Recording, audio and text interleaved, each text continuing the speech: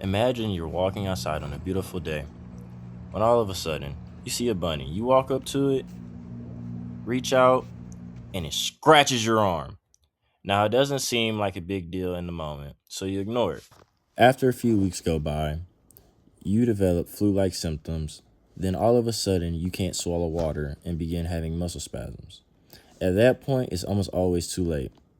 The scary part being a simple vaccine could have prevented it even after the bite. Rabies is a virus spread through the saliva of infected animals, usually from its bites.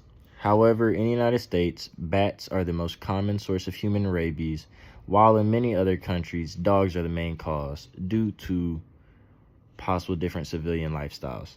What makes rabies unique is that instead of spreading quickly through your blood, it travels slowly along your nerves towards your brain, where that's where it does its most damage. Most vaccines are given before you're exposed to the disease, and this one is not much different in that case, where most people get the vaccine at childbirth.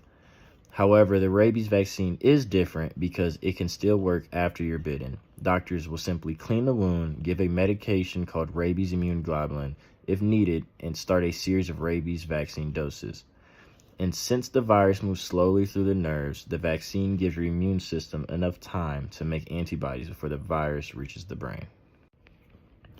Once the rabies symptoms begin, it is very rare that survival can occur.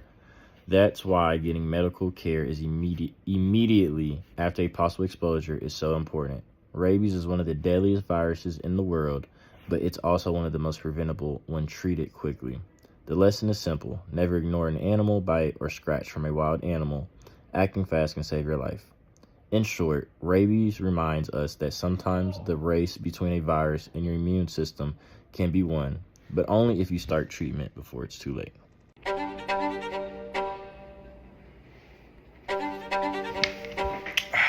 All right, so after everything I've talked about today about rabies, I'm gonna leave y'all one final point.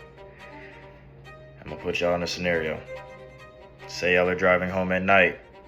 Y'all see a beautiful dog, a pretty dog just on the side of the road. After everything that you know about rabies, the hydrophobia, the extreme fevers, I'll leave y'all with this. Is it worth catching rabies to save that dog? That's all I got for y'all. Y'all have a great rest of y'all day.